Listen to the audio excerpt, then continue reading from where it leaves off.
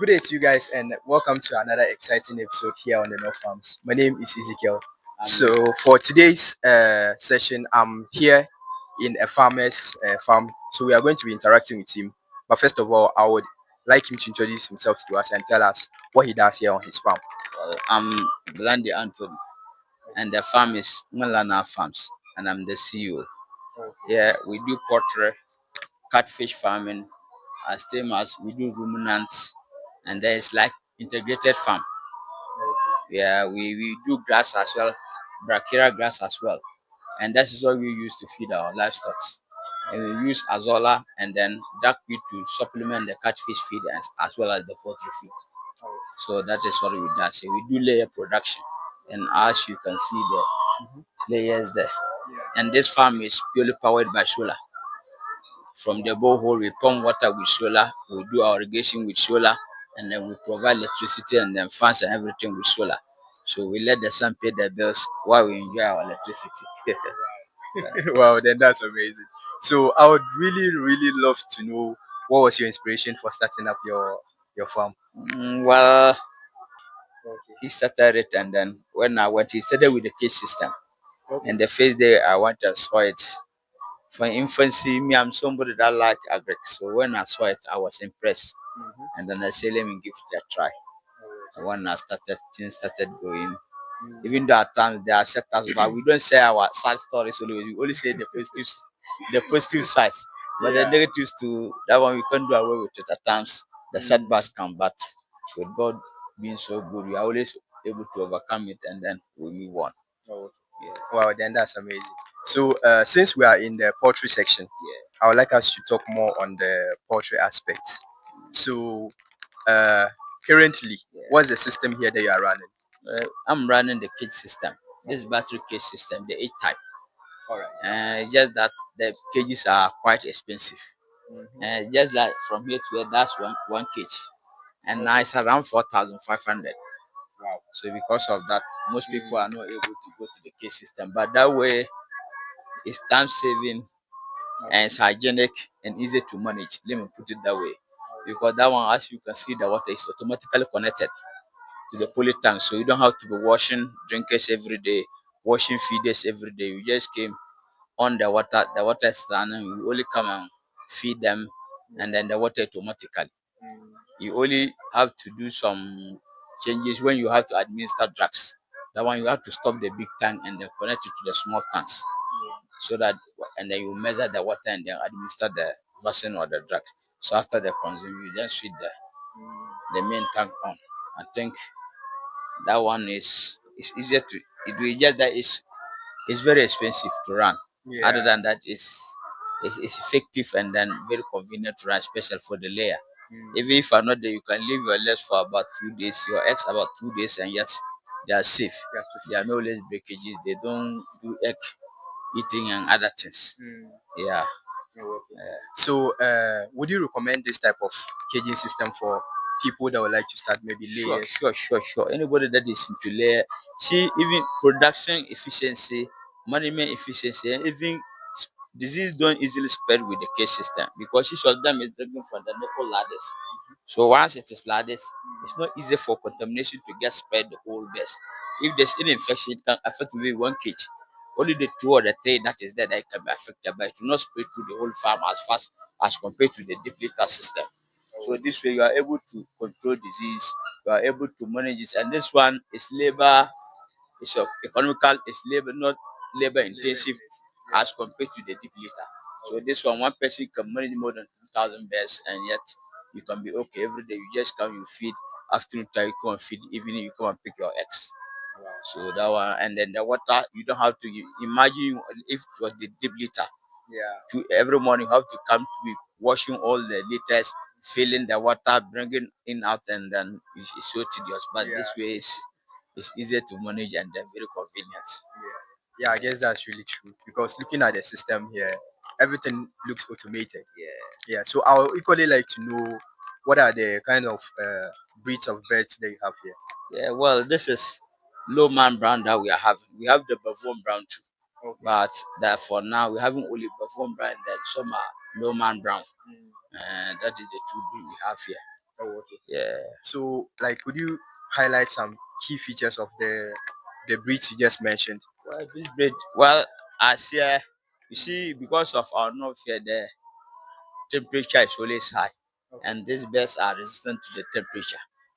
Alright. And then they're laying this in the production too is long, and they have a high laying capacity. So that is why we recommend this birds for those, especially in the north In here. the northern part. Yeah. Oh, okay. Well, then that's amazing. So, how many eggs does a hen lay? And well, it's lay around this type of bird lay between 360 eggs in a year. 360. It's between 300 to 360. Wow. Uh, For a single hen. for a single hen for the whole year. Wow. It laying cycle, and it lays between 300 to 360, depending on the monument. Okay. And it has to do with the how you manage it very well and very effective. You know, if they have been attacked by disease, definitely they'll drop in production. If you are not feeding them well, they'll drop in production. If you are not vaccinating, and if you are not even giving them enough water, because these birds, they drink more water than they feed. Because it's like if we give them 50 kg of feed to feed a day, they need about 2 times of that latest in water. And like this birds like this, as you see them small like this, but they consume around 200 liters per water a day. 200 liters. Yeah, that's one of this drum. Wow. That's impressive. And that's the drum up there. Yeah. They consume one full one a day. A day. Yeah. Wow. And they feed, so they feeding the water. You don't have to just compromise with the water. When they drink water, they produce big and enough eggs. If they are not consuming water, then you see that the eggs will be smallest, and there are times they'll drop in production. Oh, okay. All right. So you spoke a bit on management. So I also like to know, how is the form of management on your farm like? Well, management, so once we are still struggling to grow, and these days it's very difficult working with people. So I'm just struggling with one of my brother. Oh, okay. And we are still looking forward for expansion so that we employ more hands to come, and then we join hands together to move the farm forward. Okay. Yeah. Well, then that's nice. Yeah. So let's also talk a bit on feeding. What do you feed your birds with? Well, my feeding, I do prepare my own feed. Wow. And with the help of one big farmer in the region, Lemdi Farms. Okay. Yeah, he is fortunate, he's a big farmer. So he's having all the feed mills and the machines. He sells the ingredients as well. So normally, me too, I'm also a farmer. So I cultivate my own maize, and then I send it, then I buy the other ingredients, then they are milled, and then they mix it for me, then I convey it. As you can see them packed over there. So I packed it, then I use it to feed the birds daily. Okay. Yeah. So let's weigh the options between buying of feed and making of feed. Which one would you recommend? No, well, you see, mixing of feed, you are well assured of what you give to your best. Okay. You know the ingredients and the quantities, and the measurement, what and what you are putting up together to feed your best. Okay. But the already made is expensive. Two, the quality cannot be compared to, because that one you don't know what, even though it is inscripted a label on the sack, but you are not sure, you haven't seen. But this one you are sure, you've seen everything component by component, so at least you know what you are giving to your best. And as compared to price too, the already made is far expensive than the already made feed. The one that you prepare yourself is less cheaper. That one you cut cost small as compared to the already made feed. Yeah. So I would like to know, how many birds do you have here? Oh, well, I was having 1,500.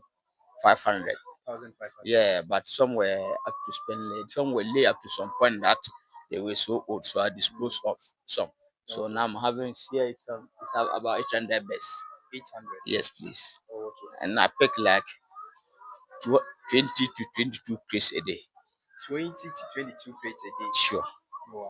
Then that's amazing. Yeah. Oh, okay. Yeah, so that's the advantage of the cage system. If you practice it well, there you can get about 90 to 94% of laying. Wow. That is if you manage it very well. Yeah. So it means your management should be really serious. Sure. Take it serious. Yeah. Oh, okay. Okay, so let's talk a bit on disease too as well. What are some of the diseases that do affect your birds? Here, mostly the cage system is just if you follow your vaccines, it will hard difficult for you to have any outbreak in your farm. Okay. Because that one, the best security is always intact. Once the birds are always hanging, they don't peck on each other, they don't have access to their to the pool, especially the defecation. They don't have access to them, and that is where they normally pick the infections from. And once they don't have access, then if you manage it well and then you flush out your water, there's no less infection on it. When you see that the water is dirty, you flush it out and then fresh water will come in. So when you like every three days you do flushing, for the cage system you don't encounter my diseases like that. It's just here mostly is the Newcastle. But that one once you are aware of it, every 3 months, 2 to 3 months, you vaccinate. Every 2 3 months you vaccinate. So if you are put down on that routine and then you follow your vaccine cells, mostly you don't have problem. Oh, okay. Yeah. All right. So that's amazing. So we equally give us some few tips, like tips that you ensure that your birds don't fall sick. What are some of the things that we should always keep in check? Well, you see, portrait is all about experience. Okay. Every day, when you come in, your birds have a unique way of welcoming you. So immediately you walk in and you don't see that welcome, you know that there's something wrong. Wow. Like you just like every day you are going, you know, when you enter, you experience the sound and then the noise and those things. So there are sometimes if you come in and then you don't see that welcome, and you definitely know that there's something and there's a problem. Then you start trying to identify what the problem is. And then for this one, you have to follow your vaccines. Just have a vaccination schedule for your farm. Everybody in his way of managing, but you should have a vaccination schedule and you make sure that you don't miss it, you keep to it. Like every month or every 2 days, every 2 months, you should do Newcastle vaccination. And as time to time, you give them at least vitamins to boost them. So if you are on it and then you are following it, I don't think naturally there are times they will drop in lane and pick up again. But that one, when you manage it well, you know the time that they want to drop, then you boost it with some vitamins and then maybe some mix of antibiotics, some drug just to revamp them to continue production. So portrait is not it's not something that you can say that you guess. It's not all about money. It's time consuming. You have to be time conscious, and you know that portrait is just like what you give in is what you get. Okay. That is how they are. So if you put garbage in, you get garbage out. So you have to ensure that you maintain your standard and then you keep your quality. And that is how it works. And it is not something that you can say that maybe it's a part-time job or they're just fouls. No. At times when the temperature, you see that here I have fans there. Okay. But some people overlook it because of the temperature, especially during March. Okay. Because they are always in the cage system, they stay at one spot. If you especially during the hot afternoon. But once the fan is there, then you see the temperature will be down. And then that one, the production is normal and then you don't record mortalities. Other than that, especially if your structure is down, especially the top side of the birds, when they do the heat period, definitely there will be mortalities. You see that the birds will be stressed and then you see that they'll lie down, they'll be panting. Wow. That is the one disadvantages of the cage system because the bird is resistant from moving. Yeah. It stay at one spot. So if you don't provide it with comfort and then it's have a little bit stress, it weakens the more. Wow. Unlike the deep litter, maybe when you see that this place is not favorable, it can move to the other edge of the fence just to get fresh air. But here it's not like that, it's confined to one spot. So it is your duty to make sure that they are comfortable at where they are. So that they also produce for you. If they are not comfortable, you too, they will make you uncomfortable. That's true. Yeah, that's how it is. Oh, okay. Yeah. So I would equally like to know, since you've started poultry farming, how long has it been? Since 2017. 2017? Yeah, I started in the house. And then we started there. From there, I started having challenges with neighbors. You know, the flies and the attacks, the annoyance, and then the scent too as well. And so I have to move to this place to acquire this land, and I'll move all the farm here. And moving it here, I can see that it's far better than when I was at the house. Yeah. Oh, that's beautiful. Yeah. So I would equally like to know, what are some of the challenges since you started? The challenges, well, this business, the challenges as every first starter poultry farm, you use those challenges as experience. because Okay. you don't lose, you only learn. Yeah. So if after learning and after challenges hit you back, you have maybe some serious outbreak and other things, then you give out, means you have lose. Yeah, that's You true. only take it as experience, build on it, and you go. Yeah. Definitely the challenges will come, but when you come, it's left on you to learn it and then try to prevent it, so next time it won't reoccur again. And it's more there are challenges. Most of the times, like best, it's not easy, especially the finances. There are times feed price will continue to increase day by day, day by day, day by day. So if you have your budget for, maybe let's assume that you pick your 1,000 best. From 6 weeks going every day, they consume about two bags of feed. And now a bag of feed is around 300. It means every day you consume 600 Ghana cedis. So assuming your budget for that, and then along the line it has increased up to 400, or some time ago we used to buy a bag of feed at 400 Ghana cedis. And so if you used to, and then your budget is not up to, and the best are not something that you can say you will manage. No. Yeah. And because if you manage the feed, you won't get the growth. Yeah. And once the growth is it will affect the bed, its production, and everything. So before everything, you have to just make sure that the finances is intact. So you don't do corner. For poultry, there's no shortcut. As they say, there's no shortcut to heaven. For poultry, there's no shortcut. You will make sure that what is required, you do it. So if you want to do cut, they will give you cut. You get cut results. Oh, okay. Yeah. So, would you say layer farming is profitable? Is it lucrative? Well, it's not lucrative. It's profitable, but I can say it's not lucrative. Okay. Because the finances is always the problem. Because it is hugely or highly capital intensive. Okay. And as we are all young, and banks too, you can't get loans that you can be able to finance it because of the interest rate you can pay. So it's very, very, very difficult. Other than that, it's worth doing. Yeah. But the challenges is the finances. The challenges is the finances because it's highly capital intensive. And at times it's difficult to expand. You can see the structure, some of them are still empty. All this is boiled down to finances. Yeah. But what for do small. So you just have to make sure that in the portrait too, once you can manage it, you have to always budget according to your finance before you bring the best. The best that is better to bring smaller best and you conveniently take good care of them than to bring bigger best and struggle to take care of them. Because if you bring them plenty, you cannot take care of them. You will not get results. At the end of the day, you lose everything. But if they are small and then you manage it very well, and then you start getting small, it's far better than investing hugely and then you are not able to manage it, or your finances are not able to take good care of them. Yeah. Oh, then that's amazing. Yeah. So, let's take it up. Somebody wants to start. How many birds? He wants to start with a cage system. How many birds? Once he acquires the cage, how many birds would you say? Well, for a layer farming, the numbers it counts. It counts. And if you want to do is to start making profit, you have to start like 500 birds and above. Because if you do less than that, no matter how they produce according to you because you incur a lot of costs in running the day-to-day fueling, other things and food and other things. If you don't take time, you just be doing hand to mouth. You can't get anything to save for expansion. But if they're up to like 500, at least you can get something to also care of your daily expenses and still get something small to save for expansion. So I advise that if you want to do it for commercial purpose, other than that, you can start small just to gain the experience before you expand. You can start like 100, 200, but that one, make sure that one, it means you cannot take it as commercial.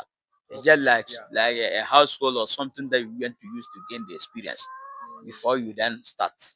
And that one this is a solar setup. Okay. This farm is being powered by this solar system. There's a borehole there. It pumps water to this police tank. We used to irrigate these grasses, this bacteria grass. Oh, okay. That is what we use to fill the change of fish water. Yeah, that's what we use to as drinking source of water for the pipeline. Okay. And there's a tap over there that's farmers and then other people staying around come to fetch water for free. So as you can see too, we also this is one of our works. I do installations of this. When I hire the machine to drill the borehole for you, I do the installations of the solar pumps as well. So it's very, very economical, very economical, because that one, even though the initial cost is expensive, but the long run you gain. Yeah. Because you do it and then the sun will only be paying the bills whilst you run your water freely, and then it's easier and then very simple. It's nature that pays the bills for you. These are the switch. Oh, okay. So you off it this way, you on it this way, and this is the control The board. control board. Yeah. Wow, that's amazing. So let's assume somebody wants a setup like this. Regardless of the person's location, would you be able to? Any location I can do it. Any location you want it. Okay. From start to finish. From start to finish, drilling of the borehole, everything. You just have to provide some resources. Then that's all. Of course. For you. Most of the times in farms, if I have a setup like this, you can have electricity in your farm. You charge your phones. You can watch television. You can do other things. You feel at home. Wow. And I think that's one of the biggest reasons why people don't like to stay on the farm. Yeah. Why it is like that, you feel safe, and then there's lighting system in your farm. Yeah. You don't have to hire a generator to pump water. Everything, just let the sun shine, and then you are off to go. You're off to go. Yeah. Wow. So this one like this, as early as 8 o'clock. Okay. Start pumping water to 4:30 to 5. 4:30 to 5. And so if it just a small light or sunlight, it's able to pump water. Okay. Yeah. So how much will it cost you to set up like this? There are so many factors one have to determine before. One, the depth of the borehole have to be calculated. Okay. 2, the distance from the borehole to where the poly tank or the source of the poly tank is, so that you be able to know the distance and then the depth. So you should to calculate the maximum panels that you use to be able to power it to that distance. So if the distance is higher than you estimated the power to be less, it means it will be the flow rate will not be high. Very low. It will be very low, and then you will not be getting this thing.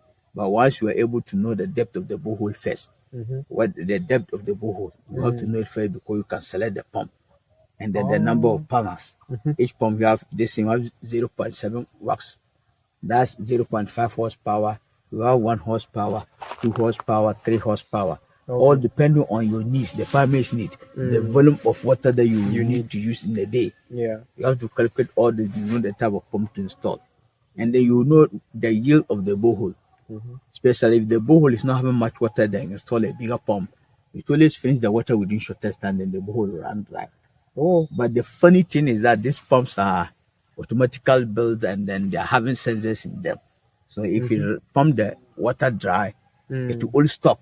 When the borehole recovers water, then you start pumping again. It doesn't have any effect on the pump. Impressive. That's right. Okay. So in case somebody wants to contact you for if you want to contact me, my number is, you can contact me on 02415779925 or 02035160020. Munlana Enterprise. Okay. Yeah, your best place to be. All right. Yeah, we say you let the sun pay the bills and you enjoy your water for freely. Wow. Then that's amazing. So on behalf of the team, we would like to say thank you very much for welcoming us on your farm. I'm also very grateful for the visit. Since we came, we've been learning. And I'll be looking forward to see you again. Amazing. We are really looking forward to be coming back here again. So, like he said, he's a farmer here in the Upper West region, and he's also into borehole mechanizations too as well. So, I don't know whether you equally do repairs. If you have a solar farm that is having a problem, you contact me. I do those service for people. I'll go there to repair it. I'll detect the fault. If I can correct it. If there are some things that you need to change, okay, I will do the estimate for you. Go and buy a camera, replace for you. Wow. There are some that maybe if the panel cracks and then maybe the cells has spoiled, you buy the one that is cracked, then I replace for you. You replace it for them. Some too, maybe the pump is having a problem. We can change only the pump for you. And okay. All right, then I think that's amazing. So we've heard it all from him, and we'd like to say thank you for sticking around with us up to this point. I'm so we would catch you in the next one. So thank you very much, sir.